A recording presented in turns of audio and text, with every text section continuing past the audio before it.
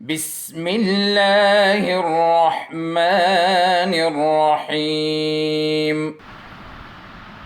اعوذ باللہ من الشیطان الرجیم، بسم اللہ الرحمن الرحیم۔ عزیز طلبہ و طالبات، السلام علیکم۔ امید ہے آپ سب خیریت سے ہوں گے اور لاک ڈاؤن کے اس عارضی چھٹیوں کے دوران اپنا کام دل جمعی کے ساتھ کر رہے ہوں گے۔ عزیز طلبہ و طالبات، ہم نے کل حضرت یوسف علیہ السلام کا قصہ شروع کیا تھا، قصہ یوسف کے عنوان سے، جس میں ہم نے پڑھا تھا کہ حضرت یوسف علیہ السلام ایک خواب دیکھتے ہیں کہ 11 ستارے، چاند اور سورج سب ان کے سامنے جھکے ہوئے ہیں، اور ان کے والد حضرت یعقوب علیہ السلام ان کو منع کرتے ہیں کہ اس خواب کا ذکر اپنے بھائیوں سے نہیں کرنا ہے، کیونکہ مجھے خدشہ ہے کہ وہ تمہیں نقصان پہنچا دیں گے۔ ان کو خدشہ کیوں تھا؟ خدشہ اس لیے تھا کہ حضرت یعقوب علیہ السلام حضرت یوسف علیہ السلام سے بہت زیادہ محبت کرتے تھے، اور ان کے بعد جو نبوت کا سلسلہ تھا، اللہ تعالیٰ ان کے 12 بیٹوں میں سے حضرت یوسف علیہ السلام کو وہ سلسلہ منتقل کر رہے تھے، نبوت سے سرفراز فرما رہے تھے حضرت یوسف علیہ السلام کو۔ اس وجہ سے ان کے والد نہیں چاہتے تھے کہ ان کے بھائی اس خواب کا مطلب سمجھ کر ان کو کوئی نقصان دے دے۔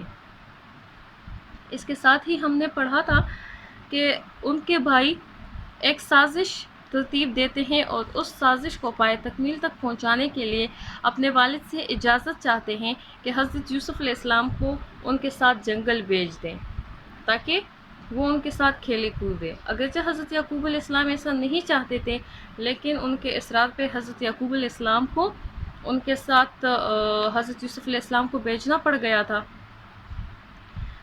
اب دیکھتے ہیں کہ ان کے ساتھ حضرت یوسف علیہ السلام کو بھیج کر حضرت یعقوب علیہ السلام کے ساتھ کیا ہوتا ہے، حضرت یوسف علیہ السلام کے ساتھ کیا ہوتا ہے، ان کے بھائی اپنی سازش کو، اپنے منصوبے کو کیسے عملی جامہ پہناتے ہیں۔ روایت ہے کہ بھائیوں نے چراگاہ کے قریب پہنچ کر حضرت یوسف علیہ السلام کو بہت مارا اور گھسیٹتے ہوئے کنویں تک لے آئے۔ وہاں انہوں نے یوسف علیہ السلام کی قمیض اتاری اور انہیں کنویں میں پھینک دیا۔ حضرت یوسف علیہ السلام جب کنویں میں گر رہے تھے تو انہیں محسوس ہوا کہ کوئی کہہ رہا ہے، اے یوسف، حوصلہ رکھنا، ایک وقت آنے والا ہے کہ یہ سب تمہارے سامنے مجرموں کی طرح کھڑے ہوں گے۔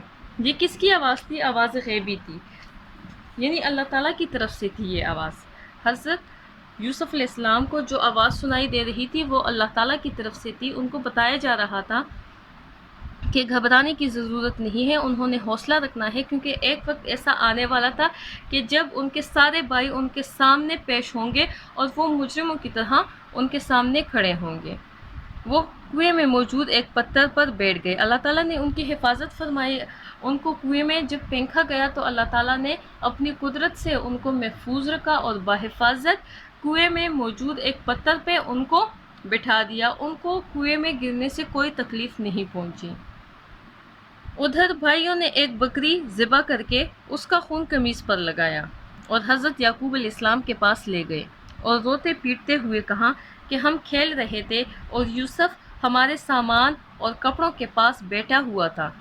جب ہم کھیل کر واپس آئے تو دیکھا کہ بھیڑیا یوسف کو کھا چکا تھا۔ حضرت یعقوب علیہ السلام کو انہوں نے قمیص دکھائی جس پر خون لگا ہوا تھا۔ حضرت یعقوب علیہ السلام صدمے سے نڈھال، یعنی صدمے سے ان کا برا حال ہو چکے تھے، لیکن قمیص دیکھ کر وہ سمجھ گئے کہ یوسف علیہ السلام زندہ ہے، کیونکہ اگر بھیڑیا انہیں کھاتا تو قمیص ثابت نہ رہتی۔ ظاہری بات ہے، جب بھیڑیا حضرت یوسف علیہ السلام کو کھاتا تو ان کی قمیص جو ہے وہ پھٹی ہوئی ہوتی، جگہ جگہ سے جو ہے خراب ہو چکی ہوتی، لیکن ان کی قمیص بالکل صحیح سلامت تھی اور اس پہ خون کے دھبے لگے ہوئے تھے۔ اس وجہ سے حضرت یعقوب علیہ السلام سمجھ گئے تھے کہ ان کا بیٹا جو ہے وہ کسی بھیڑیے کا شکار نہیں ہوا ہے۔ انہوں نے اپنے بیٹوں سے فرمایا، تم جتنے بھی بہانے تراشو، یعنی جتنے بھی بہانے بناؤ، میں جانتا ہوں کہ تم جھوٹ بول رہے ہو، لیکن میں صبر سے کام لینے والوں میں سے ہوں۔ مصر جانے والا ایک قافلہ پانی پینے اس کنویں کے پاس رکا۔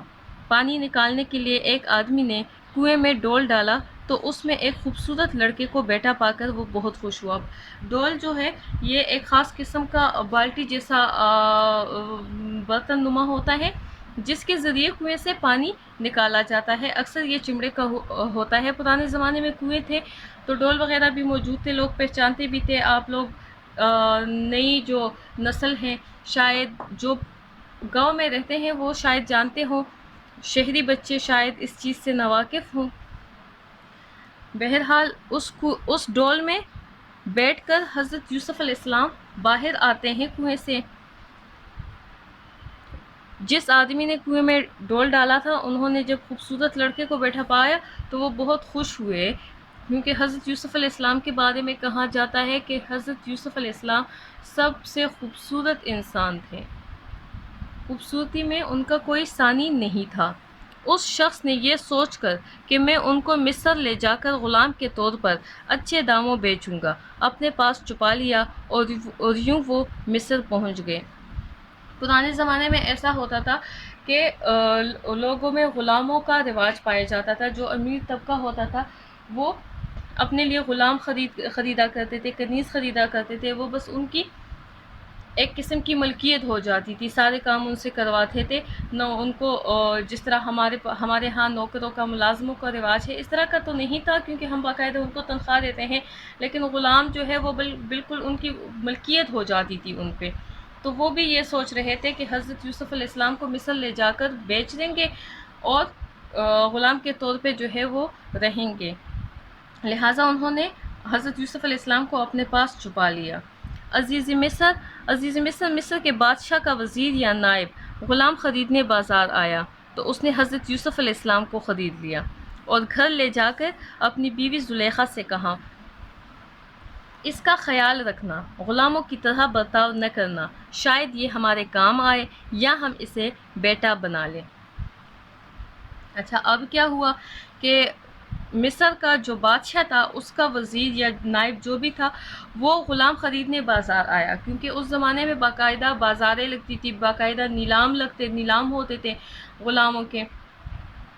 تو وہاں پہ حضرت یوسف علیہ السلام کو انہوں نے خرید لیا اور گھر لے جا کر اپنی بیوی زلیخا, نام ان کا زلیخا تھا, ان کو کہا کہ اس لڑکے کا خیال رکھنا ہے, غلاموں جیسا اس کے ساتھ سلوک نہیں کرنا ہے, کیونکہ ہو سکتا ہے کہ یہ ہمارے بہت زیادہ کام آئے, یا یہ بھی ممکن ہے کہ ہم اسے اپنا بیٹا بنا لیں. عزیز مصر کے گھر وہ 6 برس رہے. انہوں نے دل و جان سے دونوں میاں بیوی کی خدمت کی. اب وہ نوعمر لڑکے نہیں تھے بلکہ نیک سیرت جوان بن چکے تھے.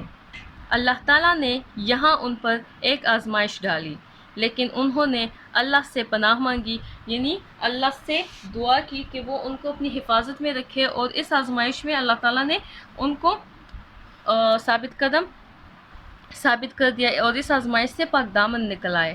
عزیز مصر کی بیوی نے ان پر ایک جھوٹا الزام عائد کر دیا.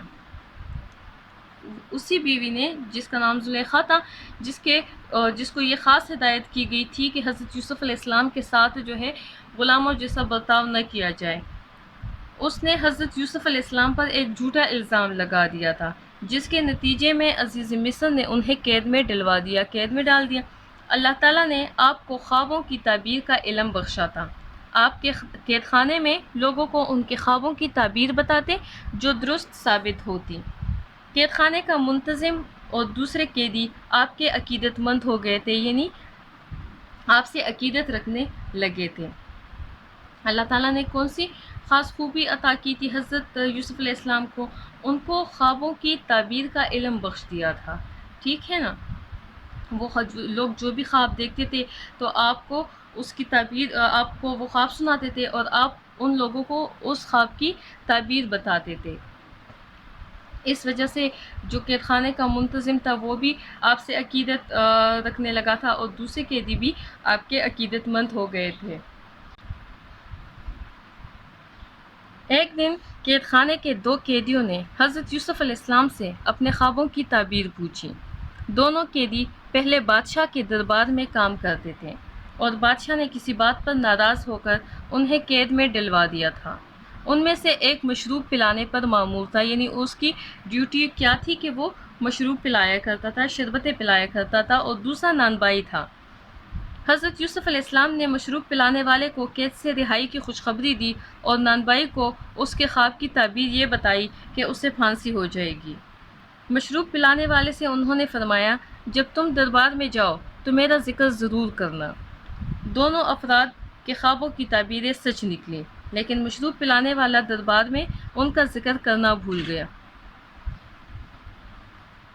جو دونوں نے خواب دیکھے تھے اس میں سے ایک شخص کو حضرت یوسف علیہ السلام نے اس کے خواب کی تعبیر بتائی کہ وہ رہا ہو جائے گا اور بادشاہ کے دربار میں پھر سے اس کو ملازمت مل جائے گی، پھر سے وہ وہاں پہ کام کرنے لگے گا، اور اس کو ساتھ میں یہ بھی تاکید کی کہ جب وہ رہا ہو کر جائے تو بادشاہ سے حضرت یوسف علیہ السلام کا ذکر ضرور کرے۔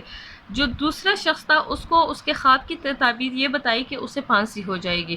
اب دونوں کے خوابوں کی تعبیر تو سچ ثابت ہوئی، جس کو پھانسی کا بتایا گیا تھا اس کو پھانسی ہو گئی تھی، جس کو رہائی کا بتایا گیا تھا وہ اس کو رہائی مل گئی، لیکن جب وہ دربار گیا تو وہ حضرت یوسف علیہ السلام کا ذکر کرنا بھول گیا تھا۔ عزیز طلباء و طالبات، یہاں تک ہم نے پڑھ لیا ہے، آگے ہم نہیں بڑھیں گے کیونکہ زیادہ پڑھیں گے تو آپ لوگوں کی دلچسپی قائم نہیں رہے گی۔ حالانکہ یہ قصہ ایسا ہے کہ یقیناً آپ لوگ چاہتے ہوں گے کہ ہم ایک ساتھ پڑھیں، لیکن ایک ساتھ پڑھنا جو ہے وہ ممکن نہیں ہے، ہماری ویڈیو بہت لمبی ہو جائے گی۔ انشاءاللہ کل پڑھیں گے کہ آگے کیا ہوتا ہے۔ آج کے لیے سبق کا اتنا ہی کا حصہ کافی تھا۔ اختتام سے پہلے میں آپ لوگوں کو گھر کے لیے تھوڑا سا کام دیتی ہوں، آپ لوگوں نے وہ سارا کام اپنی کاپیوں میں لازمی لکھنا ہے۔ اچھا بچوں، آپ لوگ اپنی کتاب میں صفحہ نمبر 12 نکالیں، مشق۔ آپ لوگوں کو جو نوٹس فراہم کیے گئے ہیں اس میں ان سارے سوالات کے جوابات، الفاظ کے معنی سب کچھ موجود ہے۔ پہلا سوال ہے درذیل الفاظ کے معنی لغت سے تلاش کر کے لکھیے۔ ان سب الفاظ کے معنی آپ کے نوٹس میں پہلے سے ہی لکھ چکی ہوں۔ آپ لوگوں نے نوٹس سے ان سارے الفاظ کے معنی کاپی کر کے اپنی کاپی میں لکھنے ہیں، یعنی وہاں سے نقل کر کے اپنی نیٹ کاپیوں میں لکھنے ہیں۔ تعظیم، خیرخواہ، اسرار، خدشہ، چراگاہ، ناکردہ، حسد، مامور، حسن انتظام، خوشے، قحط، خشک سالی اور منصب۔ دوسرا سوال ہے ہمارا کثیر الانتخابی سوالات۔ مندرجہ ذیل میں سے ہر ایک کے درست جواب کے گرد دائرہ بنا کر خالی جگہ میں لکھیے۔ یہ آپ کا خود کا کام ہے، آپ لوگوں نے سبق پڑھا ہے اور پڑھ رہے ہیں ابھی۔ جتنے جو خالی جگہ ہے وہاں پہ آپ کو مناسب الفاظ لگتے ہیں، وہ الفاظ آپ نے لکھنے ہیں۔ جیسے کہ حضرت یوسف علیہ السلام کے والد کا نام ڈیش تھا، تو پہلا آپشن ہے ہمارے پاس حضرت ابراہیم علیہ السلام، دوسرا ہے حضرت اسماعیل علیہ السلام، تیسرا ہے حضرت یعقوب علیہ السلام۔ تو درست جواب کیا ہے؟ حضرت یعقوب علیہ السلام، وہ آپ نے یہاں پہ لکھنا ہے۔ سمجھ آ گئی آپ لوگوں کو؟ صفحہ نمبر 13 پر مختصر جوابات کے سوالات ہیں۔ سوال نمبر 3 ہے کہ درج ذیل سوالات کے مختصر جوابات تحریر کیجیے۔ ان میں جتنے بھی سوالات کے جوابات ہمیں آتے ہیں، یعنی جتنا سبق ہم نے پڑھا ہے اس سے متعلق جتنے بھی سوالات ہیں ان کے جوابات ہم نے لکھنے ہیں۔ حضرت یوسف علیہ السلام کے والد کا کیا نام تھا؟ حضرت یوسف علیہ السلام نے 12 سال کی عمر میں کیا خواب دیکھا؟ حضرت یوسف علیہ السلام کے بھائی ان سے حسد کیوں کرتے تھے؟ حضرت یوسف علیہ السلام کے بھائیوں نے ان کے خلاف کیا سازش کی؟ حضرت یوسف علیہ السلام کو چراگاہ لے جا کر ان کے بھائیوں نے کیا کیا؟ عزیز مصر نے حضرت یوسف علیہ السلام کو گھر لے جا کر اپنی بیوی زلیخا سے کیا کہا؟ عزیز مصر نے حضرت یوسف علیہ السلام کو قید میں کیوں ڈلوایا؟ حضرت یوسف علیہ السلام کے 2 قیدی ساتھی جیل سے باہر کیا کام کرتے تھے؟ حضرت یوسف علیہ السلام نے ایک قیدی کو جیل سے رہا ہونے پر کیا کرنے کی تاکید کی؟ قید خانے سے نکلنے کے بعد حضرت یوسف علیہ السلام کے ساتھی نے ان کی بات پر عمل کیوں نہیں کیا؟ یہ 10 سوالات کے جوابات جو ہے جتنا تک ہم نے سبق پڑھا ہے اس سبق میں موجود ہیں، آپ کے پاس نوٹس میں بھی موجود ہیں۔ سب سے پہلے آپ نے کوشش کرنی ہے کہ ان سوالات کے جوابات آپ لوگ خود لکھیں۔ اگر آپ لوگوں کے لیے خود لکھنے میں مشکل پیش آ رہی ہے تو آپ بے شک نوٹ سے نقل کر کے اپنی کاپیوں میں لکھ سکتے ہیں۔ آج کے لیے ہمارا اتنا ہی سبق کافی تھا۔ اب کل تک کے لیے اجازت چاہتی ہوں، کل انشاءاللہ سبق کے بقیہ حصے کے ساتھ دوبارہ حاضر ہوں گی۔ تب تک آپ سب اپنا خیال رکھیے گا اور مجھے دعاؤں میں یاد رکھیے گا۔ اللہ حافظ۔ اللهم انفعنا بما علمتنا وعلمنا ما ينفعنا وزدنا علما.